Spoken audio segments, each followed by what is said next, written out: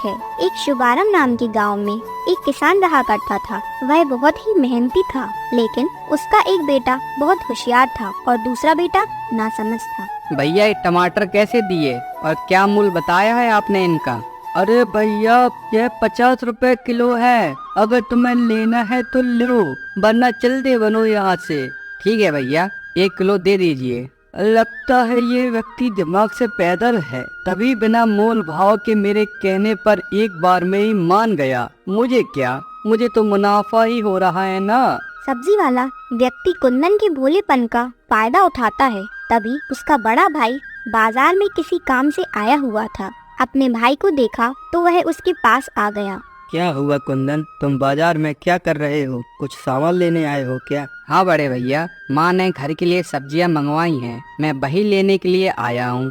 भैया ये लीजिए 50 रुपए। क्यों, मेरा भाई भोला है तो तुम उसके भोलेपन का फायदा उठा रहे हो? चुपचाप से उसके 20 रुपए वापस करो। सब्जी वाला कुंदन को पैसे लौटा देता है और वह घर के लिए चल देता है। कुंदन भोला भाला था, इसलिए सभी लोग उसके भोलेपन का फायदा उठाते थे। तभी चिंतामणि अपनी पत्नी से बातें कर रहा था। सुमित्रा, भगवान की दया से हम लोगों के पास सब कुछ है, अच्छा परिवार, तुम जैसी साथ निभाने वाली पत्नी और 2 प्यारे से बच्चे। लेकिन क्या जी, मैं क्या देख रही हूँ? बहुत दिनों से आप बहुत चिंतित रहते हैं। क्या परेशानी है आपको? मुझे बताइए, क्या पता शायद मैं आपकी कोई मदद कर सकूं। सुमित्रा, हमारा बड़ा बेटा तो समझदार और होशियार है, लेकिन मुझे अपने छोटे बेटी की चिंता सताती है, क्योंकि उसके नासमझ होने के कारण सभी लोग उसका फायदा उठाते हैं।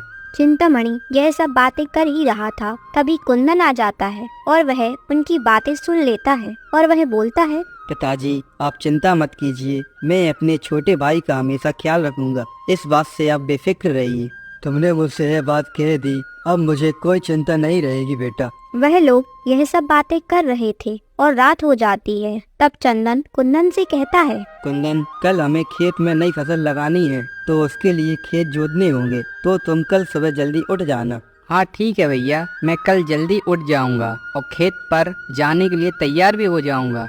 यह सब कहने के बाद वह लोग सो जाते हैं और अभी सुबह वह लोग खेत जाने के लिए तैयार हो जाते हैं। तभी चंदन ट्रैक्टर चालू करने की कोशिश करता है, लेकिन ट्रैक्टर चालू नहीं होता है। हे भगवान, अब इस ट्रैक्टर को क्या हो गया? कल तक तो अच्छे से चल रहा था, अब इसे क्या समस्या आ गई जो चालू होने का नाम ही नहीं ले रहा? क्या हुआ भैया, ट्रैक्टर चालू क्यों नहीं हो रहा है? क्या समस्या आ गई? पता नहीं मेरे छोटे भाई, कल तक तो अच्छा था, मुझे खेत भी जोतने हैं, अब पता नहीं क्या हो गया। अच्छा मैं देखता हूँ बड़े भैया। कुंदन ट्रैक्टर में कुछ काम करता है और काम हो जाने के बाद चंदन से कहता है, भैया अब चालू करके देखिए, अब शायद हो जाएगा। कुंदन की बात सुनकर चंदन ट्रैक्टर चालू करता है और ट्रैक्टर चालू हो जाता है।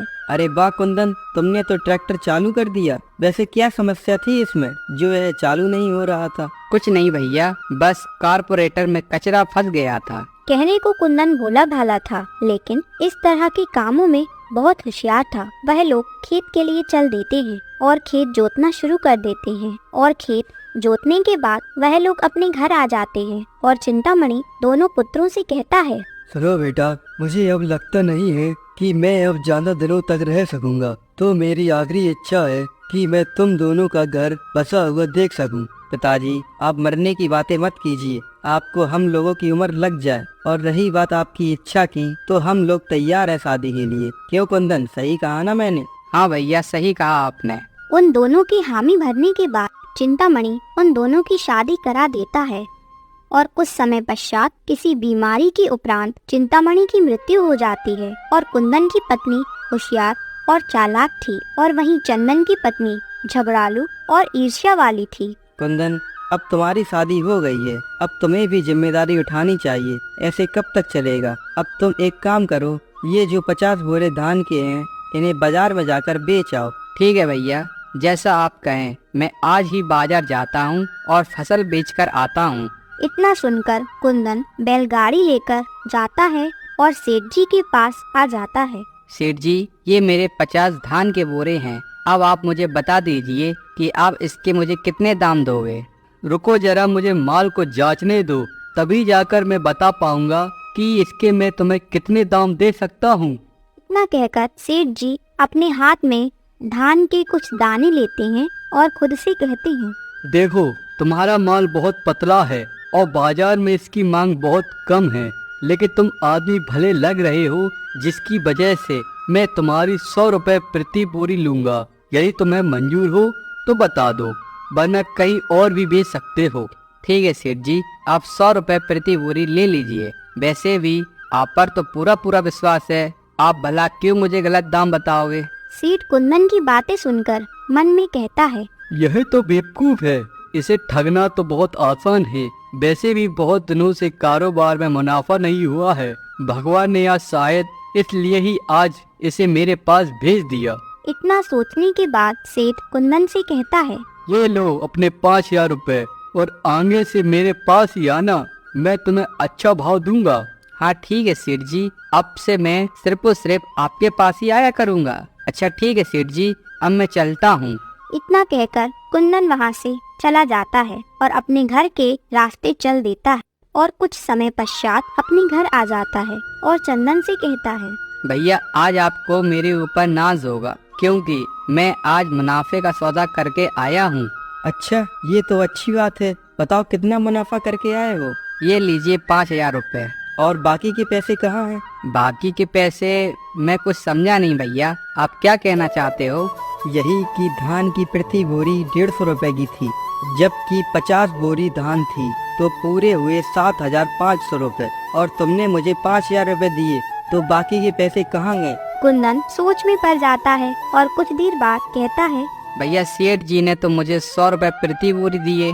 चंदन गुस्से में आ जाता है और गुस्से में आकर कुंदन से कहता है, तुमने आज फिर साबित कर दिया कि तुम एक बेवकूफ हो। तुमने आज 2500 रुपए का नुकसान किया है। आखिर कब तक तुम जिम्मेदार बनोगे और कब अपनी जिम्मेदारी निभाओगे? चंदन यह सारी बातें सुनाकर वहाँ से चला जाता है और कुंदन चुपचाप वहीं खड़ा रह जाता है और चंदन अपनी पत्नी लीला के पास आ जाता है और उससे कहता है, लीला, मेरा भाई बहुत बेवकूफ है। मैं कितना ही समझा लूं उसे, लेकिन वह एक बात भी नहीं समझता है। आज ही 2500 रुपए का नुकसान करा दिया। तो तुम क्यों इतना सोचती हो इतना उसके बारे में? तुम अपना देखो, उसे करने दो जो उसे करना है। यह तुम क्या बात कर रही हो लीला? वह मेरा छोटा भाई है, वह भोला वाला है, इसलिए लोग उसे बेवकूफ बना देते हैं, और मैं उसके बारे में नहीं सोचूंगा तो भला कौन सोचेगा? अजी, आप क्यों नहीं समझते हैं? देखिए, वह नुकसान करता है और आपको भी नुकसान होता है, इसलिए आप नुकसान क्यों सहें? जबकि नुकसान तो कुंदन करता है, इसलिए मैं आपसे कह रही हूँ, आप अपना सिर्फ अपना ही देखिए। लीला की इतनी बात कहने के बाद और समझने पर चंदन लीला की बातों में आ जाता है और वह लालची भाई बन जाता है और अगले दिन वह कुंदन से कहता है, सुनो कुंदन, एक काम करो, तुम ट्रैक्टर ले जाओ और खेत जोत आओ। मैं बाजार जाता हूँ और जो हमारे धान के 50 बोरे और बचे हैं उन्हें बेच आता हूँ। जो भी पैसे मिलेंगे हम आधे आधे बांट लेंगे। यह आप कैसी बातें कर रहे हो भैया? मुझे आप पर पूरा विश्वास है, इसलिए आगे से आप कभी भी पैसे को बीच में मत लाया कीजिए। यह सारी बातें करने के बाद वह दोनों लोग अपने अपने काम के लिए चल देते हैं। कुंदन खेत जोतने लगता है और चंदन गेहूं खरीदने वाली दुकान पर आ जाता है और सेठ जी से कहता है, सुनो सेठ जी, मेरे पास 50 बोरे धान के हैं। अब आप मुझे बता दीजिए, आप मेरे माल को किस भाव में लेंगे? देखो भैया, जिस भाव से मैं सभी लोगों से खरीदता हूँ वही भाव से तुमसे खरीदूंगा। मैं प्रति बोरी 100 रुपए लेता हूँ। सेठ जी, आप बहुत कम दाम बोल रहे हैं। मुनारी लाल सेठ तो प्रति बोरी 150 रुपए लेता है। अगर आप 150 रुपए ले रहे हैं तो बताइए, वरना रहने दीजिए, मैं उन्हीं को बेच दूंगा। अरे भैया, नाराज क्यों होते हो? तुम सेठ मुनारी लाल को क्यों बेचोगे? मैं ले तो रहा हूँ तुम्हारी प्रति बोरी 150 रुपए में। चंदन पैसे लेकर अपने गांव की ओर चल देता है और अपने घर आ जाता है। अपनी पत्नी के पास जाकर कहता है, देखो, मुझे पूरे 2500 रुपए का मुनाफा हुआ। जिस सेठ को कुंदन ने धान बेची थी उसी को मैंने आज महंगी धान बेचकर मुनाफा कमाया है। अब हम लोग आधा आधा बांट लेंगे। आप पागल हो क्या? मुनाफा आपने कमाया तो आप उसे क्यों देंगे? इसलिए आप ही रखो इन पैसों को और कुंदन 5000 में से ही आधा आधा बांटना। कह तो तुम सही रही हो, मैं मुनाफा करता हूँ और वह नुकसान करता है, भला मैं अपना मुनाफा उसके साथ क्यों बांटूं। इतना कह